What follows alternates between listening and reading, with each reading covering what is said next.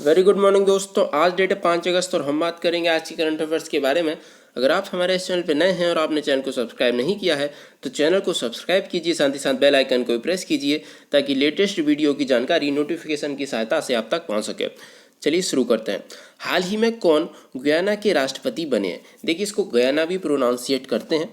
अगर हम बात करें राष्ट्रपति की तो वह बने हैं मोहम्मद इरफान अली। मोहम्मद इरफान अली इससे पहले गुयाना के आवास मंत्री थे। अगर मैं बात करूं इनकी पार्टी के बारे में तो इनकी पार्टी है पीपीपी, पीपुल्स प्रोग्रेसिव पार्टी। देखिए, अगर मैं बात करूं ये जगह किसकी लेंगे तो ये जगह लेंगे डेविड आर्थर ग्रेजर की। बात की जाए गुयाना के बारे में तो ये साउथ अमेरिकन कंट्री है, जैसा कि आप फोटो में देख सकते हैं। इसकी राजधानी है जॉर्ज टाउन, मुद्रा है गुयानियन डॉलर। देखिए, अगर मैं बात करूं यहाँ पर ये है अपना साउथ अमेरिका और यहाँ पर है नॉर्थ अमेरिका जो मैप में ऊपर है। तो इन दोनों को कनेक्ट करती है पनामा स्ट्रेट। तो इससे क्वेश्चन आता है, आप इसको ध्यान रखिएगा। और यहाँ पर सेंट्रल अमेरिकन कंट्रीज़ जिनको हमने एक ट्रिक के माध्यम से याद किया था तो उनको भी आप रिवाइज कर सकते हैं। अगर मैं बात करूँ जो अन्य ऑप्शन है उनके बारे में तो जो हामिद बकायको हैं ये हाल ही में किस देश के प्रधानमंत्री नियुक्त हुए हैं? तो आप वीडियो को थोड़ा पॉज करके आप इनको रिवाइज कर सकते हैं। तो अगर मैं बात करूं ये किस देश के प्रधानमंत्री नियुक्त हुए हैं हाल ही में तो उस देश का नाम है आइवरी कोस्ट। तो इसको आप याद रखिएगा।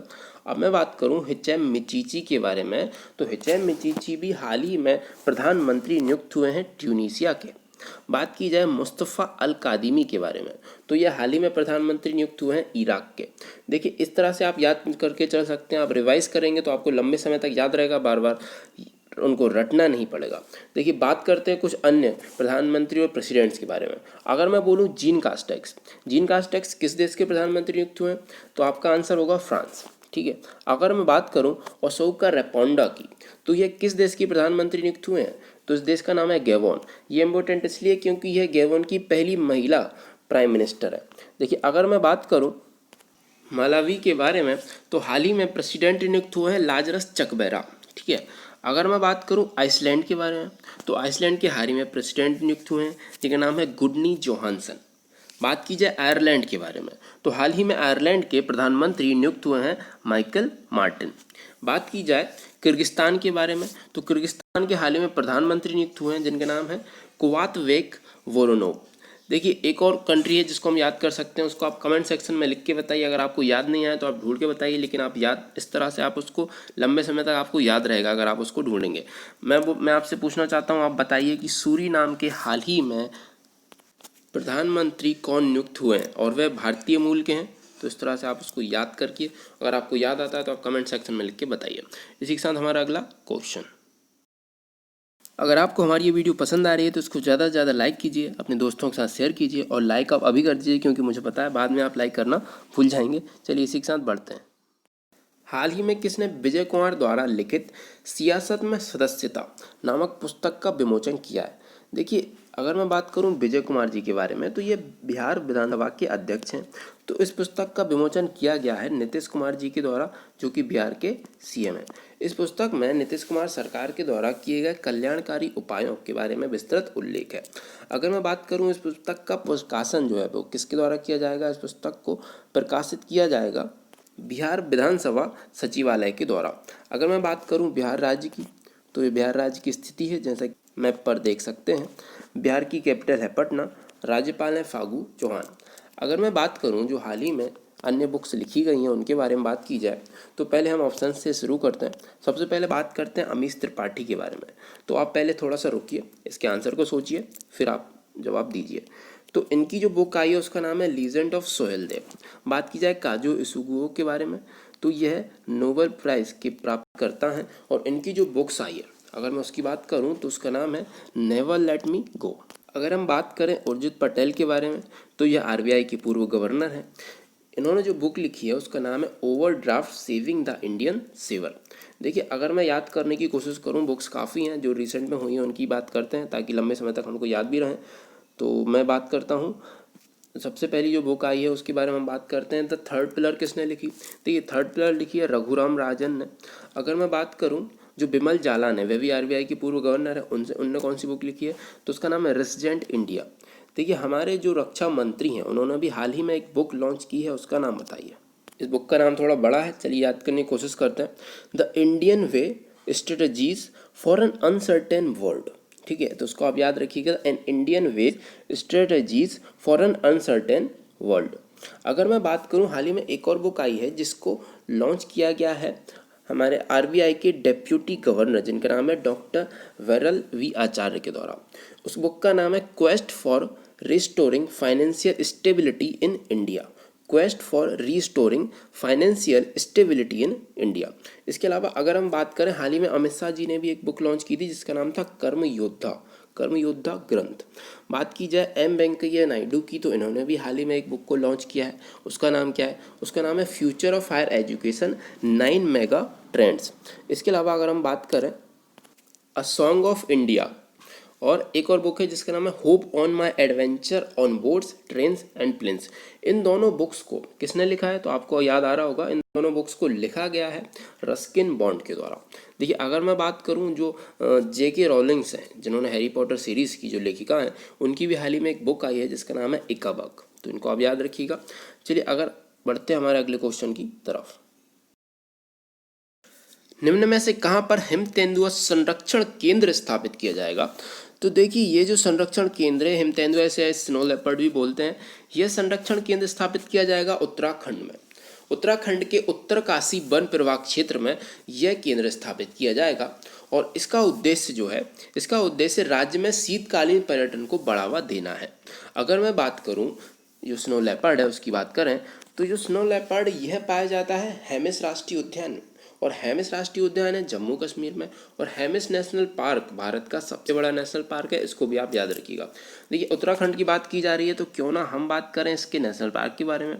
तो इसका जो नेशनल पार्क है वह Jim Corbett national park Uttarakhand में ही है, जो भारत का पहला नेशनल पार्क है। देखिए, जिम कॉर्बेट नेशनल पार्क की स्थापना हुई थी 1934 में। बात की जाए, इसके कुछ अन्य नाम भी हैं, उसका नाम है हैली, और यह है रामगंगा नदी के किनारे। और मैं काफ़ी बार डिस्कस कर चुका हूँ, जो प्रधानमंत्री नरेंद्र मोदी जी का मैन वर्सेस वाइल्ड का एपिसोड आया था, वह भी रामगंगा नदी के किनारे ही उसको शूट किया गया था। देखिए, अब अगर मैं बात करूँ फूलों की घाटी national park, Nanda Devi national park, Rajaji राष्ट्रीय उद्यान, ये सारे नेशनल पार्क हैं उत्तराखंड में। देखिए, अगर मैं बात की जा रही है उत्तराखंड की, तो क्यों ना थोड़ा और जान लेते हैं। यह उसकी स्थिति है इंडिया के मैप पर, जैसा कि आप उसको देख सकते हैं। कैपिटल है देहरादून, और हाल ही में समर कैपिटल बनाई गई है गैरसैंण। जो सीएम है वह है त्रिवेंद्र सिंह रावत, गवर्नर है बेबी रानी मौर्य। लोकसभा सीटों की संख्या है 5, राज्यसभा सीटों की संख्या है 3, विधानसभा सीटों की संख्या है 70। और कुछ यहाँ पर लेक्स हैं। देखिए, लेक्स को तो वैसे आप याद कर सकते हैं, इनमें जितनी भी झीलें उन सब में ताल ताल लगा हुआ है, जैसे कि भीम ताल, रकस ताल, माना ताल, तो ऐसे आप इनको याद कर सकते हैं। अब मैं बात करूँ नेशनल पार्क की, जिनकी हम बात कर चुके हैं, इसलिए हम बात करते हैं डैम की। तो जो टिहरी डैम है, बात की जो टिहरी डैम है, यह भारत का सबसे ऊंचा डैम है वर्तमान में, ठीक है, जो है उत्तराखंड में। बात की जाए नदियों के बारे में, तो वह है अलकनंदा, भागीरथी। टेम्पल्स जो है वहाँ पर केदारनाथ, बद्रीनाथ, गंगोत्री, यमुनोत्री। इसलिए उत्तराखंड को देवभूमि भी कहा जाता है, ठीक है, वो भी आप याद रखिएगा। अब बात करूँ मैं जनजातियों के बारे में, तो यहाँ पे भुटिया जनजाति पाई जाती है। फोक डांस जो है उसके बारे में अगर मैं बात करूँ, तो वह है बराडा नाटी, तो उसको आप याद रखिएगा। देखिए, अन्य ऑप्शन जो लिखे हुए हैं, जो असम है, हाल ही में असम के काजीरंगा नेशनल पार्क में देखा गया था गोल्डन टाइगर, तो यह इंपॉर्टेंट हो जाता है, इसको आप याद रखिएगा। वैसे जो काजीरंगा नेशनल पार्क है यह वन हॉर्न राइनो के लिए फेमस है, ठीक है। बात की जाए उड़ीसा की, तो हाल ही में उड़ीसा के तट पर एक दुर्लभ कछुआ देखा गया था जो कि पूरी तरह से पीले रंग का था, तो इसको भी आप याद रखिएगा।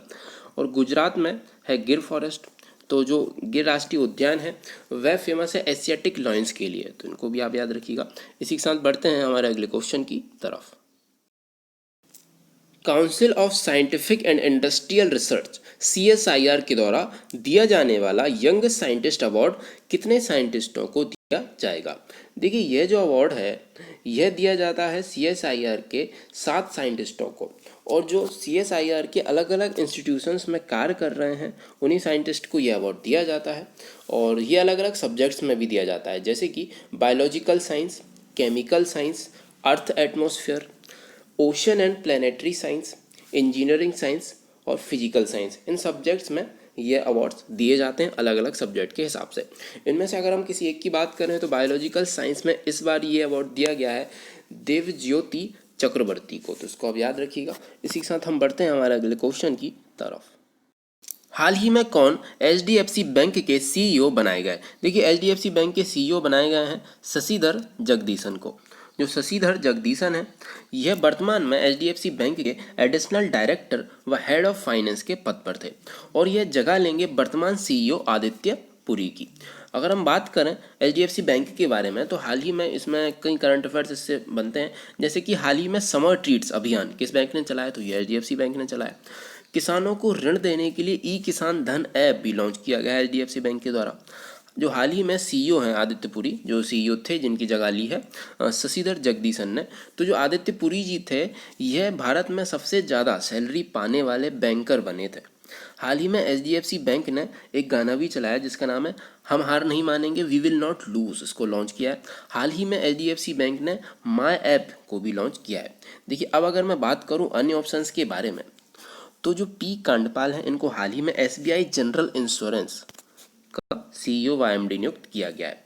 बात की जाए तरुण बजाज के बारे में, देखिए जो तरुण बजाज हैं इन्हें रिजर्व बैंक ऑफ इंडिया के सेंट्रल बोर्ड का डायरेक्टर बनाया गया है। अगर मैं बात करूं विरूपाक्ष मिश्रा की तो इनके बारे में यह है यूनियन बैंक ऑफ इंडिया के एग्जीक्यूटिव डायरेक्टर। तो उनको आप याद रखिएगा। इसी के साथ हमारा अगला क्वेश्चन, हाल ही में किस देश ने अपनी महिला टीम को वर्ल्ड टीम स्क्वैश चैंपियनशिप से हटाने का फैसला किया है? तो यह देश है Bharat. Squash rackets federation of India SRFI ने 15 से 20 दिसंबर के बीच जो मलेशिया के कोलालमपुर में महिला विश्व कप स्क्वैश चैंपियनशिप होनी है वहां से भारत के नाम को हटाने का निर्णय लिया है। क्योंकि भारत ने यह फैसला इसलिए लिया है क्योंकि भारत के जो खिलाड़ी हैं उनकी तैयारी एवं उनके जो अनुभव में थोड़ी सी कमी है एवं उनको प्रिपेयर करने के लिए भी कम समय मिला है, इसके लिए भारत ने अपने नाम को हटा लिया। अब मैं बात करूँ SRFI के बारे में तो इसके जो अध्यक्ष हैं वह हैं देवेंद्र नाथ सारंगी। इसका हेडक्वार्टर है चेन्नई में।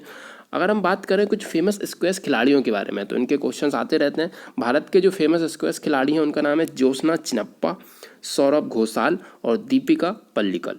देखिए बात की जाए अन्य ऑप्शंस के बारे में, देखिए ब्रिक्स देशों के पर्यावरण मंत्रियों की 6ठी बैठक का आयोजन किया गया था रसिया में, जिसमें भारत का प्रतिनिधित्व किया था प्रकाश जावड़ेकर जी ने। हाल ही में फिनलैंड में भारत के एम्बेसडर के रूप में नियुक्त हुए हैं रवीश कुमार जी। बात की जाए ब्रिटेन में तो हाल ही में ब्रिटेन में भारत के हाई कमिश्नर के रूप में अपॉइंट हुई हैं गायत्री कुमार। तो उनको आप याद रखिएगा। इसी के साथ हमारा अगला क्वेश्चन, हाल ही में किस राज्य में ई रक्षाबंधन कार्यक्रम शुरू हुआ है?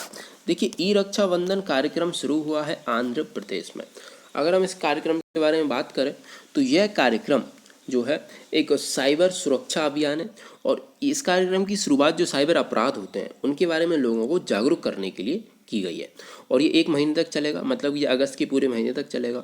तो जो राज्य की पुलिस है और जो CID उन्होंने मिलकर एक नारा दिया है, let us make August a month of E freedom and E safety. तो इसको आप याद रखिएगा। इसके अलावा अगर मैं बात करूँ करंट अफेयर्स के बारे में जो आंध्र प्रदेश से जुड़े हुए हैं, हाल ही में जगन्नाथ चेदोड़ू योजना आंध्र प्रदेश में चलाई गई। जगन्नाथ विद्या देवना स्कीम की शुरुआत आंध्र प्रदेश में की गई है। MSME सेक्टर्स को सपोर्ट करने के लिए रीस्टार्ट प्रोग्राम की शुरुआत भी की गई है और हाल ही में वेस्ट एक्सचेंज करने के लिए एक वेबसाइट खोली गई है आंध्र प्रदेश सरकार के द्वारा और यह ऐसा करने वाला पहला राज्य है जिसने वेस्ट एक्सचेंज करने के लिए वेबसाइट खोली है। देखिए अब अगर मैं बात करूँ आंध्र प्रदेश की राज्य की स्थिति के बारे में तो यह है भारत का मैप और यहाँ पर आंध्र प्रदेश राज्य की स्थिति है। देखिए जो कैपिटल है वह तो हैदराबाद है और जो प्रस्तावित कैपिटल है वह अमरावती है। बात करें हम CM के बारे में तो वह है YS जगनमोहन रेड्डी। गवर्नर हैं विश्वभूषण हरिचंदन। बात की जाए लोकसभा सीटों के बारे में तो वह है 25, राज्यसभा सीटें हैं 11, विधानसभा सीटें हैं 175 और कुछ झीलें हैं यहाँ पर फेमस जिनका नाम है पुलिकट, कुलेरू झील। नेशनल पार्क है राजीव गांधी नेशनल पार्क और जो डैम है वह है नागार्जुन सागर डैम। बात की जाए नदियों के बारे में तो यहाँ पर कृष्णा व गोदावरी नदियाँ प्रभावित होती हैं। बात की जाए टेम्पल्स के बारे में तो यहाँ श्री वेंकटेश्वर बालाजी का जो मंदिर है, तिरुपति बालाजी का मंदिर, वह यहीं पर है। देखिए अगर हम बात करें कुछ अन्य ऑप्शंस के बारे में तो उत्तराखंड सरकार ने हाल ही में वेस्ट टू एनर्जी पहल की शुरुआत की है। अगर मैं बात करूं इस पहल के अंतर्गत जो कचरा है, कचरे से बिजली बनाई जाएगी, तो ये काफ़ी अच्छी बात है। अब मैं बात करूं छत्तीसगढ़ के बारे में तो छत्तीसगढ़ सरकार ने हाल ही में CM दर्पण ऐप व वेबसाइट को लॉन्च किया है और CM दर्पण ऐप व वेबसाइट को हाल ही में हाल ही में किसे इंग्लैंड के फुटबॉलर ऑफ द ईयर पुरस्कार के लिए चुना गया है? देखिए, इंग्लैंड के फुटबॉलर ऑफ द ईयर पुरस्कार के लिए चुना गया जॉर्डन हेंडरसन को। जॉर्डन हेंडरसन है लिवरपूल फुटबॉल क्लब के कैप्टन, और लिवरपूल फुटबॉल क्लब ने ही इस बार का इंग्लिश प्रीमियर लीग का खिताब अपने नाम किया है। देखिए, अगर मैं बात करूं जॉर्डन हेंडरसन के बारे में, तो इन्होंने 30 मैच खेले हैं जिनमें इन्होंने 4 गोल किए हैं। अगर मैं बात करूं फीफा के बारे में, तो international federation of association of football इसका फुल फॉर्म है। इसका जो हेडक्वार्टर है वह कहाँ पर है? तो वह है ज़ूरिक, स्विट्ज़रलैंड में। इसकी स्थापना हुई थी 1904 में। वर्तमान में इसके प्रेसिडेंट है गियानी इन्फेंटिनो। और बात की जाए भारत की फीफा रैंकिंग के बारे में, तो वह है 108। तो इससे भी क्वेश्चन आता है। अगर मैं बात करूं अन्य ऑप्शंस के बारे में, तो इंग्लैंड के जो खिलाड़ी हैं, क्रिकेट खिलाड़ी हैं, जिनका नाम है स्टुअर्ट ब्रॉड, यह 500 विकेट लेने वाले दुनिया के 7वें बॉलर बन गए, तो उनको आप याद रखिएगा।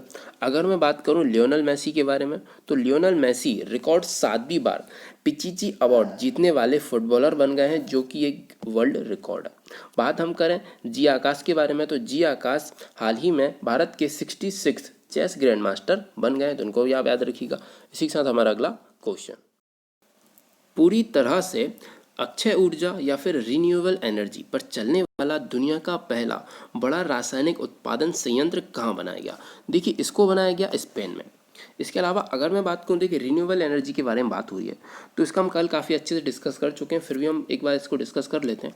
हाल ही में मध्य प्रदेश के रीवा में एशिया का सबसे बड़ा 750 मेगावाट का सोलर पावर प्लांट का उद्घाटन किया गया, और इंडियन नेवी ने भी एजीमाल में अपना सबसे बड़ा सोलर पावर प्लांट का उद्घाटन किया है। अगर मैं बात करूं, ये जो यूएई है, यूएई ने हाल ही में परमाणु ऊर्जा संयंत्र स्थापित करने वाला यह पहला अरब देश बन गया है। इसने अपना परमाणु ऊर्जा संयंत्र स्थापित किया है, और जिससे यह अपनी 25% जो बिजली की आपूर्ति है उसको पूरा करेगा। इसके अलावा अगर हम बात करें तुर्कमेनिस्तान के बारे में, तो तुर्कमेनिस्तान में हाल ही में भारत के एम्बेसडर नियुक्त हुए हैं विधु नायर। बात किया अफगानिस्तान के बारे में, तो हाल ही में भारत के एम्बेसडर जो अफगानिस्तान में नियुक्त हुए हैं उनका नाम है रुदेंद्र टंडन। इसी के साथ हम बढ़ते हैं हमारे अगले क्वेश्चन की तरफ। हाल ही में कौन ऑल इंडिया रेडियो के डायरेक्टर जनरल बन गए हैं? तो इनका नाम है जयदीप भटनागर। जयदीप भटनागर 1986 बैच के इंडियन इंफॉर्मेशन सर्विस ऑफिसर हैं, और यह जगह लेंगे दूरा जोशी जी की। और जो दूरा जोशी जी हैं, इनको ऑल इंडिया रेडियो के प्रिंसिपल डायरेक्टर जनरल के रूप में अपॉइंट किया गया है। अब बात हो रही है एआईआर के बारे में, तो इसकी स्थापना हुई थी 1930 में। हेडक्वार्टर है मुंबई में। इसका मोटो है बहुजन हिताय बहुजन सुखाय। और हाल ही में ऑल इंडिया रेडियो ने सप्ताह में एक बार संस्कृत में न्यूज़ को प्रकाशित करने का फैसला किया है। तो सप्ताह में एक बार अब संस्कृत में न्यूज़ बताए जाएंगे। तो मैं आपसे ये क्वेश्चन पूछना चाहता हूँ कि इस वर्ष संस्कृत दिवस किस तारीख को मनाया गया था? उसका आंसर आप कमेंट सेक्शन में लिख के बताइए। अब हम बात करें अन्य ऑप्शंस के बारे में। जो हरि कृष्णा है, हरि कृष्णा को हाल ही में BIEL इंटरनेशनल चेस फेस्टिवल्स में इन्होंने दूसरा स्थान हासिल किया था भारत की तरफ से। अगर मैं बात करूं केसवान के बारे में, तो उनके बारे में आप काफ़ी अच्छे से जानते हैं, क्योंकि यह हैं इसरो के चेयरमैन। इनको मिलेगा वॉन करमन अवार्ड, नवंबर में यह अवार्ड दिया जाएगा। बात की जाए के पलनी स्वामी के बारे में, तो जो के पलनी स्वामी है, यह तमिलनाडु के CM हैं, और इनको पॉल हैरिस सम्मान से सम्मानित किया गया है। तो इसको आप याद रखिएगा। इसी के साथ हमारा अगला क्वेश्चन, अगस्त के पहले सप्ताह में मनाई जाने वाला विश्व स्तनपान सप्ताह 2020 की थीम क्या है? देखिए, इसकी इस बार की थीम है support breast feeding for a healthier planet. तो इसको आप याद रखिएगा। देखिए, अगर मैं बात करूं इसका उद्देश्य क्या है, तो इसका उद्देश्य माताओं और शिशुओं में स्तनपान के महत्व को समझाना है। ठीक है। अगर बात की जाए अन्य ऑप्शंस के बारे में, देखिए nursing the world to health, यह थीम थी इस बार के नर्स डे की। ठीक है, नर्स डे कब मनाया जाता है उसको भी आप याद करिए। तो वो मनाया गया 12 मई को हर साल मनाया जाता है, फ्लोरेंस नाइटिंगेल की जयंती पर। अगर हम बात करें सेलिब्रेटिंग बायोडाइवर्सिटी, तो यह किस डे की थीम थी? तो यह थीम थी वर्ल्ड एनवायरनमेंट डे की। देखिए, वर्ल्ड एनवायरनमेंट डे आपको काफ़ी अच्छे से पता होगा, यह मनाया जाता है 5 जून को। अगर मैं बात करूं लेसन द मोरालिटी ऑफ कोविड-19, तो यह किस डे की थीम थी? तो यह थीम थी डॉक्टर्स डे की, जो कि मनाया जाता है 1 जुलाई को। ठीक है, आप इसको याद रखिएगा। इसी के साथ हमारा अगला क्वेश्चन, हाल ही में आंध्र प्रदेश के किस पूर्व मंत्री का निधन हो गया है? तो इनका नाम है PM राव। देखिए, इनका निधन कोरोना वायरस के चलते हुआ है। तो इनको आप थोड़ा सा गंभीरता से लीजिए। वर्तमान में कोरोना की संकट की स्थिति बहुत बढ़ती जा रही है, तो आपकी सुरक्षा आपके ही हाथ में है, तो आप सावधानी बरतिए। देखिए, अगर हम इनके बारे में बात करें तो 1 नवंबर 1961 में इनका जन्म हुआ था और ये भाजपा के वरिष्ठ नेता थे और ये पश्चिमी गोदावरी जिले से एमएलए भी रहे थे। 2017 से 2018 में चंद्रबाबू नायडू सरकार में ये मिनिस्टर भी रहे थे। देखिए, अब अगर हम बात करें अन्य ऑप्शंस के बारे में तो इनका भी हाल ही में निधन हो गया है, जिनमें बात अगर हम करें कमल रानी वरुण के बारे में तो यह यूपी की शिक्षा मंत्री थी जिनका हाल ही में निधन हो गया है। बात की जाए लालजी भाई टंडन के बारे में तो ये मध्य प्रदेश के राज्यपाल थे जिनका हाल ही में निधन हो गया है। ठीक है, इनके स्थान पर इनका स्थान लिया है उत्तर प्रदेश की राज्यपाल आनंदीबेन पटेल ने। अगर हम बात करें अमर सिंह के बारे में तो जो अमर सिंह है इनका हाल ही में निधन हो गया है। ये पूर्व राज्यसभा सांसद थे। अगर हम बात करें ली तेन हुइंग के बारे में तो ताइवान के पूर्व राष्ट्रपति थे जिनका हाल ही में निधन हो गया है, जिनका नाम है ली तेंग हुई, तो उसको आप याद रखिएगा। इसी की बात हम बात करते हैं हमारे आज के क्वेश्चन ऑफ द डे के बारे में। देखिए, कल का जो हमारा आंसर था उसका आंसर था हाल ही में प्रधानमंत्री नरेंद्र मोदी जी के निजी सचिव कौन बने हैं, तो इसका आंसर है हार्दिक सतीश चंद्र सौ। अगर बात करें आज के क्वेश्चन ऑफ द डे के बारे में तो हाल ही में किस राज्य में एक मास्क अनेक जिंदगी अभियान की शुरुआत की गई है, तो इसका आंसर आप कमेंट सेक्शन में लिख के बताइए। फिर मिलेंगे दोस्तों, जय हिंद।